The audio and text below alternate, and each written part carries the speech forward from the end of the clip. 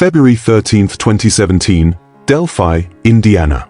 Two best friends, Libby German and Abigail Abby Williams, set out to explore the Monon High Bridge on a quiet afternoon off from school. Libby captured a brief video of a man walking toward them on the old railway tracks. Hours later, they were reported missing, and the next day, searchers found their bodies near Deer Creek. This is a real case that shocked the nation, a mystery recorded on a phone, and a search for justice still unfolding. I'm John, and this is Case Unraveled, where we examine real crimes through documented facts, official records, and credible reporting. Today, we look closely at the case of Libby German and Abigail Abby Williams, two teenagers from Delphi, Indiana, whose afternoon walk on February 13, 2017, turned into one of the most haunting unsolved investigations in the United States. Delphi is a small community where families know one another, and children grow up surrounded by familiar faces. The girls were enjoying an unexpected day off from school when they decided to visit the Monon High Bridge, a popular local landmark. Libby, always quick to take photos and videos, began recording as a man approached them. That footage, brief but chilling, soon became the centerpiece of the investigation. The search for answers has involved the Carroll County Sheriff's Office, the Indiana State Police, and the FBI. Investigators have worked through thousands of tips, released a short audio clip and a still image from Libby's phone, and repeatedly appealed to the public for information. This case remains active, the search for truth ongoing, and the presumption of innocence extended to anyone accused. In this episode, we will walk through verified events, examine information released by authorities, and understand how this case continues to move forward today. Delphi, Indiana, is a quiet town in Carroll County with a population of just a few thousand people. Surrounded by farmland, wooded trails, and historical remnants of the railroad industry, it's the kind of place where neighbors greet one another by name, and young people grow up with a sense of safety and familiarity. In 2017, Delphi was known mainly for its close-knit community, a restored courthouse square, and the Monon High Bridge Historic Trail, a scenic path created from an abandoned railroad line. The bridge itself, towering roughly 70 feet above Deer Creek, was an unofficial challenge spot for local teenagers, thrilling, risky, and photogenic. Libby German and Abigail Abby Williams became friends in middle school. Libby was 14, active in volleyball, with a reputation for confidence and humor. Abby, 13, loved art, enjoyed crafting, and was described as kind, thoughtful, and creative. Their families recall their friendship as natural and easy, the kind that formed effortlessly through shared classes, sports, and time spent together after school. Monday, February 13, 2017, was not supposed to be free time. Snow makeup scheduling meant school had been cancelled. The unexpected break allowed Libby and Abby to spend the afternoon together. They had a plan, nothing elaborate, just a walk along the Delphi historic trails, something teens did often. The Monon High Bridge was interesting, a place where photos were frequently taken and shared among friends. Libby brought her phone, as she often did, to document their time outdoors. The girls were dropped off near the trail by Libby's older sister, Kelsey, a little after 1:30 p.m. It was a mild winter day, with patches of brown grass exposed beneath bare trees. According to family interviews and local reporting, everything about the outing felt normal and familiar. There was no indication of danger and no reason for concern. This was a common activity in a familiar setting. What made the Monon High Bridge unique, and a little dangerous, was its condition. Without railings, and with gaps between the wooden ties, crossing required focus and balance. The structure stretched more than 800 feet across, providing a long, exposed walkway above the creek and woods. Teens in Delphi grew up knowing the bridge's challenges, but many still crossed it for the thrill and the view. Delphi's residents cherished the feeling that children there could explore, socialize, and roam freely, without fear. Generations before these girls had played in the same fields and walked the same trails. The trails were considered a community jewel, maintained and promoted through local volunteer groups hoping to preserve the town's heritage and encourage outdoor recreation. In the years before this case, Delphi rarely appeared in state or national news. It was largely untouched by serious crime. According to local officials and media records from the time, Major violent incidents were rare, and law enforcement primarily handled small-town concerns. That sense of peace shaped how families lived. Doors were often left unlocked, children walked to school or to friends' houses, and trails were trusted as safe places to spend an afternoon.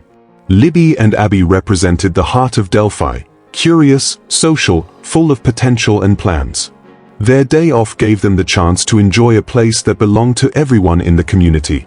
The girls' families have spoken in interviews about their love of life, how much joy they brought to those around them, and the strong bond they shared.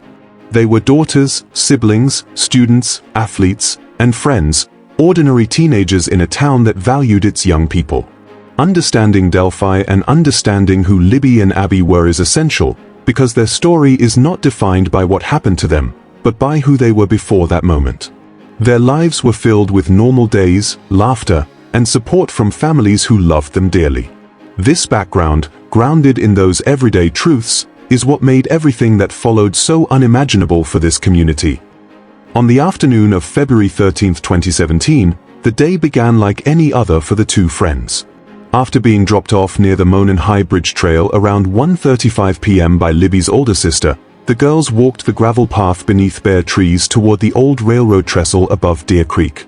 The weather was mild for mid-February in Indiana, and nothing about the outing seemed unusual to their families.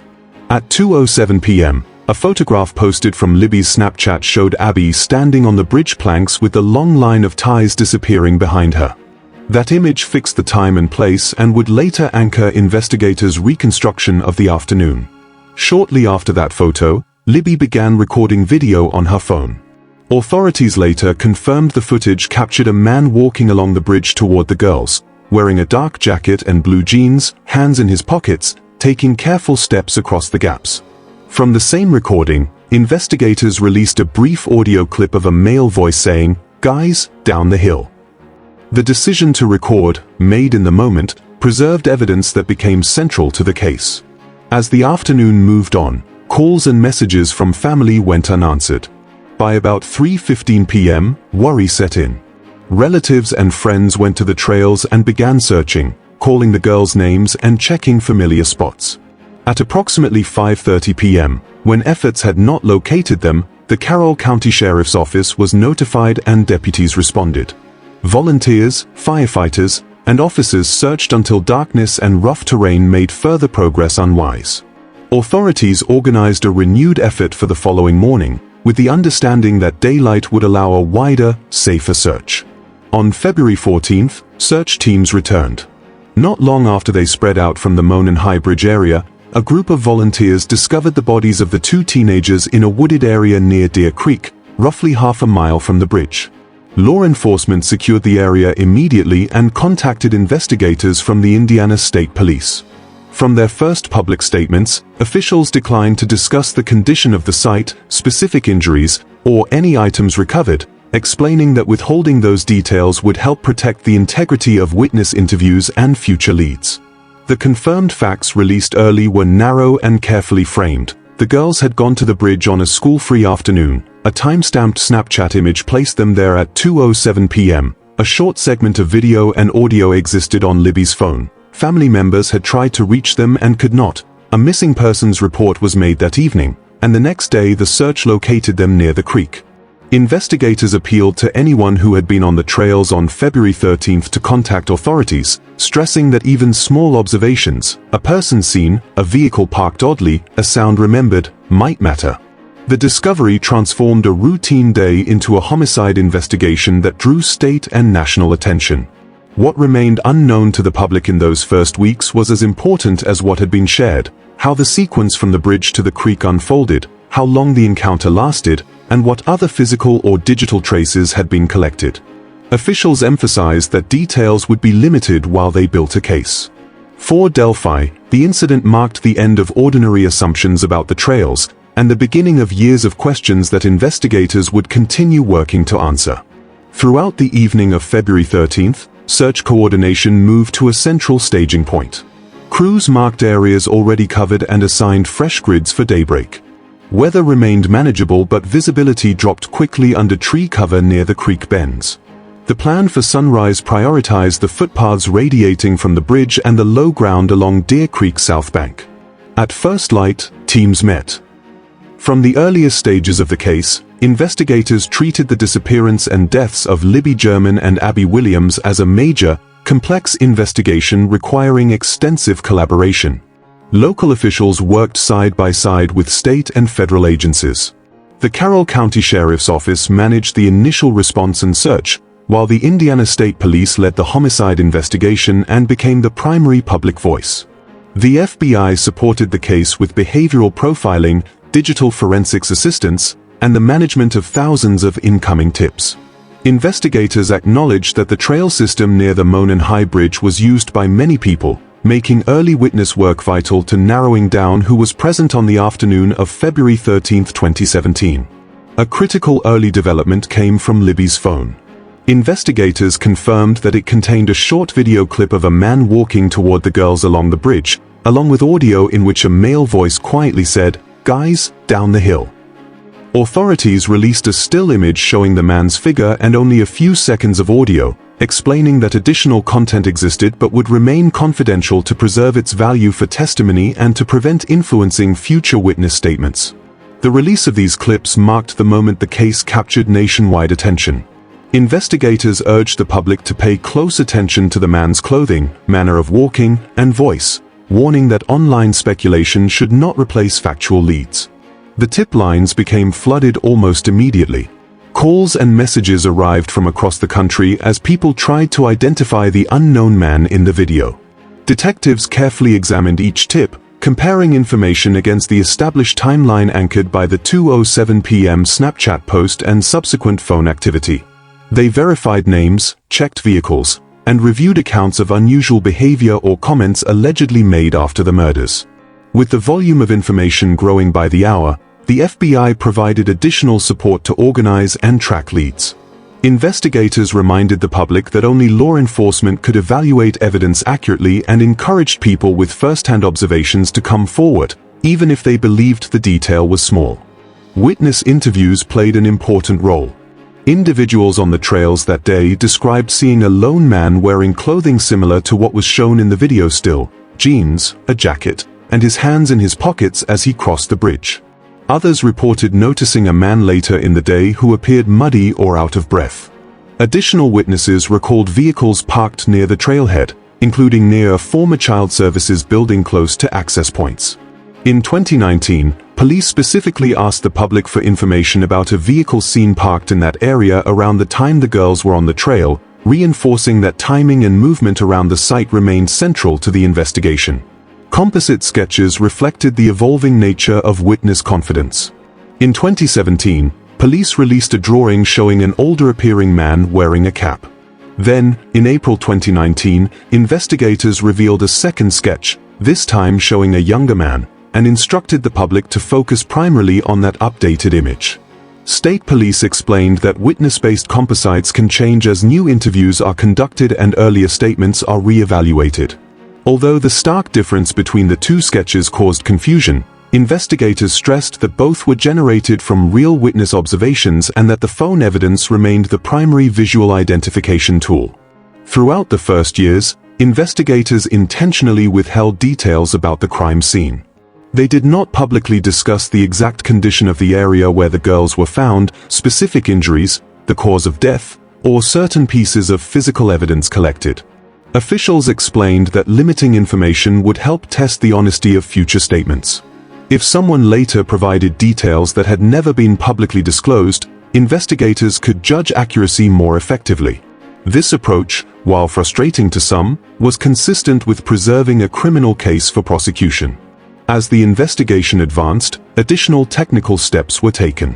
Court filings released later confirmed the recovery of an unspent .40 caliber cartridge near where the girls were found. Laboratory analysis, cited by prosecutors in those filings, reported that the cartridge bore tool marks consistent with a SIG Sauer pistol linked to a Delphi resident. Prosecutors viewed this as one important element among several connecting that person to the crime. Defense attorneys have strongly disputed those claims, arguing that toolmark analysis must be tested in open court and that any conclusions should not be considered definitive without full scientific challenge. These differing interpretations now await resolution through legal proceedings. One significant procedural moment emerged with the rediscovery of an early tip. In 2017, shortly after the murders, a Delphi resident told law enforcement that he had been on the trails on the day the girls disappeared. That information was documented but did not initially guide investigators forward. Years later, while reviewing records, a staff member noticed the potential importance of the statement and brought it to the attention of case agents. This led investigators to re-examine the individual's movements and statements, conduct additional interviews, and obtain search warrants for physical evidence, including the SIG Sauer pistol referenced in later filings. As investigators reassembled these pieces, they concluded that probable cause existed to make an arrest. On October 28, 2022, authorities announced that Richard M. Allen, a Delphi resident, had been arrested and charged with 2 counts of murder in connection with the deaths of Libby and Abby. Allen has pleaded not guilty. Prosecutors have stated through filings that his own admission of being on the trails that day, witness accounts matching his general appearance, and the reported ballistic findings together support the charges. Defense attorneys have challenged every major point, disputing witness reliability and the forensic conclusions. These issues are now positioned to be argued in court, where evidence will be scrutinized under oath. Investigators continue to stress that the investigation is not over. Additional case details remain sealed to maintain the fairness of the judicial process. Authorities still encourage anyone with information, even something remembered years later, to come forward. The presumption of innocence remains in effect unless guilt is proven in a court of law. The investigation reflects years of careful work, a recording captured by a teenager, thousands of leads examined, witnesses re-interviewed, forensic comparisons conducted, and a renewed focus sparked by one rediscovered note in a file. The search for answers now moves toward the courtroom, where the evidence gathered will be formally tested as the pursuit of justice continues. After years of investigation without a public suspect, a new phase began when authorities announced the arrest of Richard M. Allen in October 2022. Allen, a Delphi resident, was charged with 2 counts of murder in the deaths of Libby German and Abby Williams. He has pleaded not guilty, and the case moved into the court system, where the evidence will be examined under legal standards. Court filings, rather than investigative press briefings, became the primary source of publicly available details explaining why investigators believe Allen is connected to the crime. According to the redacted probable cause affidavit, Allen voluntarily spoke with investigators in 2017 and acknowledged being on the Monon High Bridge Trail the afternoon the girls disappeared. That statement, documented early in the case, placed him in the same location and time frame as the victims. Later interviews with witnesses included descriptions of a man whose clothing and general appearance prosecutors say resemble the figure seen in the phone image. These accounts were used to align Allen with the developing timeline that began at the bridge and led toward the eventual discovery site near Deer Creek. The affidavit also detailed the recovery of an unspent .40 caliber cartridge found near the victims. Laboratory examiners reported that the cartridge bore tool marks consistent with a SIG Sauer pistol owned by Allen. Prosecutors present this reported association as physical evidence supporting the charges, but the defense disputes the reliability of the forensic conclusions.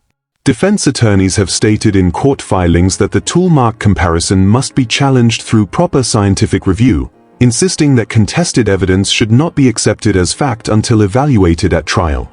Another point cited in the affidavit came from a rediscovered 2017 interview. While organizing case materials years later, an administrative employee noticed a document noting Allen's early statement. Investigators revisited it, recognizing its potential significance. That rediscovery led to additional questioning, search warrants, and the seizure of physical items for forensic testing. Prosecutors argue that the combined weight of these developments, Allen's presence on the trail, described appearance, and reported forensic links, formed the basis for probable cause to bring charges. Once the case shifted into the court's authority, new priorities emerged. A judge issued orders limiting public statements and sealing certain documents to protect the fairness of upcoming proceedings. Media attention, national interest, and online discussions surrounding the case required careful handling. The court addressed motions related to how much information could be publicly released, how discovery would be shared, and what expert testimony might be admitted. Venue concerns were raised to ensure that a jury could be selected without bias created by years of coverage. The defense has taken an active role in challenging the state's evidence, arguing that the prosecution's interpretation of the facts does not justify the charges. They have questioned witness reliability, especially given the years that passed before some accounts gained significance. They have also raised objections to forensic claims, alternative explanations for the physical evidence, and the methods used to draw conclusions. The court now serves as an impartial arena where both sides will test their arguments. Despite the arrest, investigators continue to work, and more details remain undisclosed. Law enforcement stresses that the case is still active and that releasing certain evidence to the public could compromise testimony or reveal information that only the true perpetrator would know. The families of Libby and Abby, along with the broader Delphi community, await the outcome of the trial, where questions long held by the public may finally be answered. This stage of the case reflects the transition from investigative secrecy to legal examination.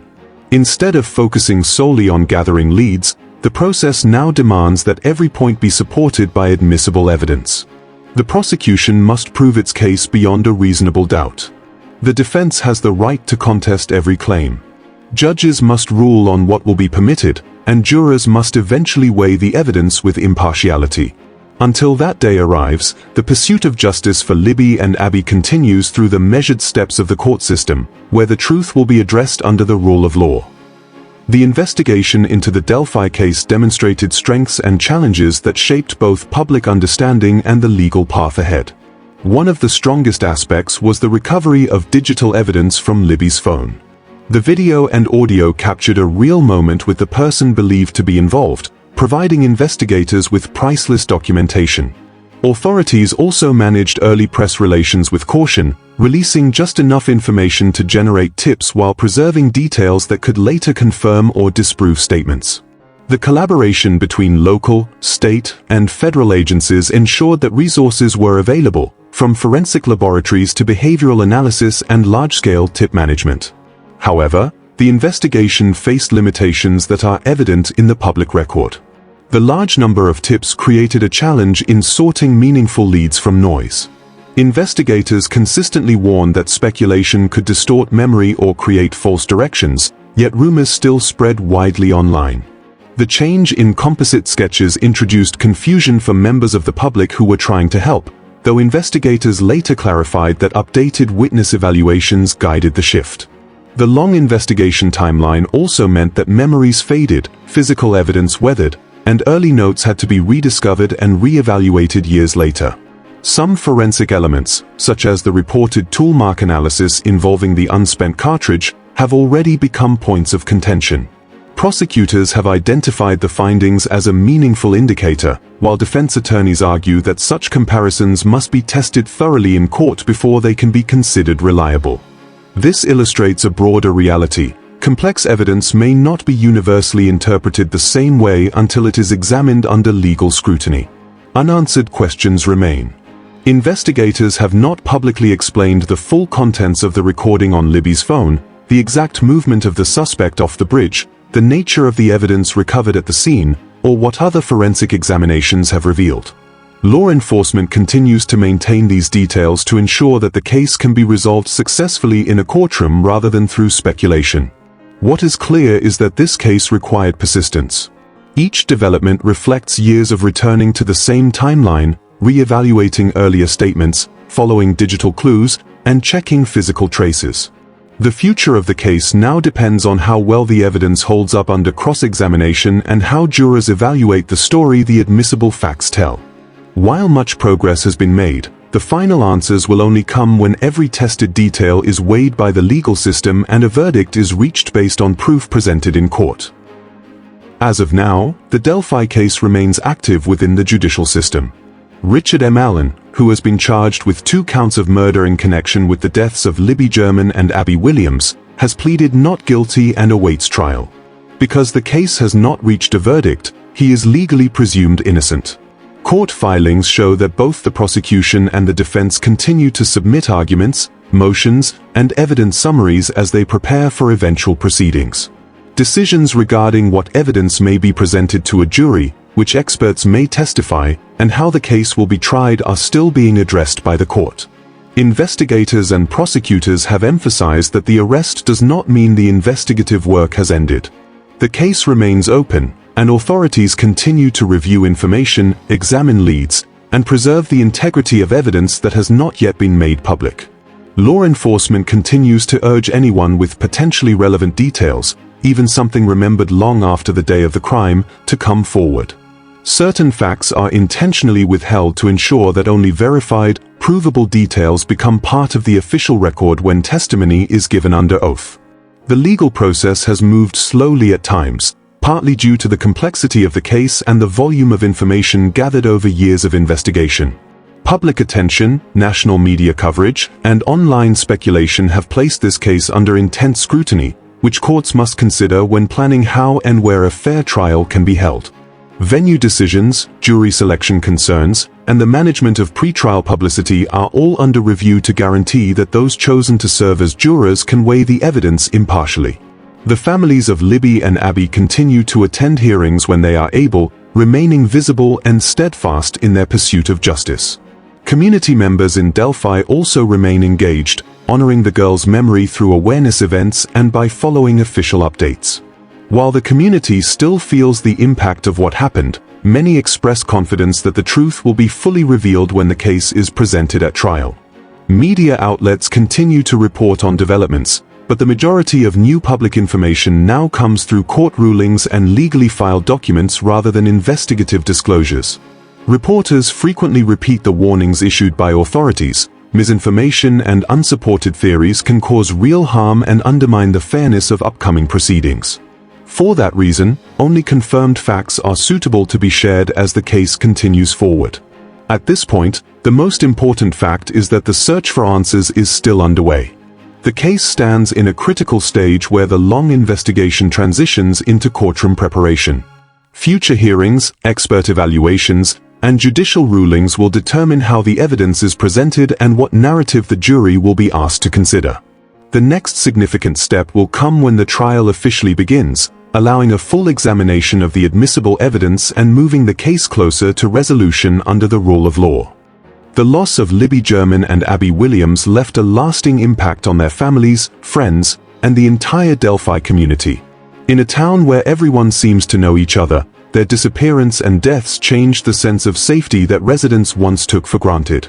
Families who once allowed children to roam freely became more cautious, and the once carefree trails near the Monon High Bridge now carry the weight of memory. The girls' families have remained dedicated to honoring who Libby and Abby were in life: creative, funny, athletic, and full of potential. Public events, memorials, and vigils are held not only to remember them but to support one another as the community continues to heal. The families have shown strength and unity, attending court hearings when possible and working with investigators to keep attention focused on the case. Locally, the tragedy inspired efforts to improve safety and connectivity. Plans have progressed to create a safer, more accessible trail system in their memory. What was once simply a recreational site has become a place of reflection and tribute, where visitors come to honor the girls and show support for their loved ones. Beyond Delphi, the case has raised broader awareness about child safety and the role of digital evidence in modern investigations. Parents across the country took notice of how one smart decision, Libby recording video on her phone, became a crucial piece of evidence. Many have cited this case when talking to teenagers about staying aware of surroundings and reporting anything that feels wrong.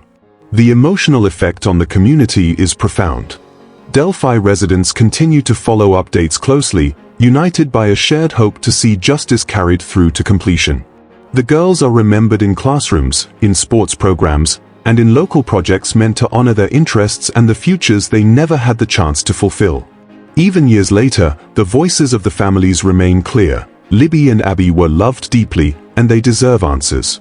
The impact of their lives continues to be felt not just in Delphi, but across audiences who have learned their story and continue to stand with their families as they wait for a resolution in court. This case is not a story, It is a reality that continues to unfold. On February 13, 2017, two friends set out to enjoy a free afternoon in a familiar place, and their lives were taken in a way that changed an entire town forever. Liberty German and Abigail Williams were daughters, sisters, students, and friends whose future paths were full of promise. Their families have spent years waiting for answers that can only come through the justice system.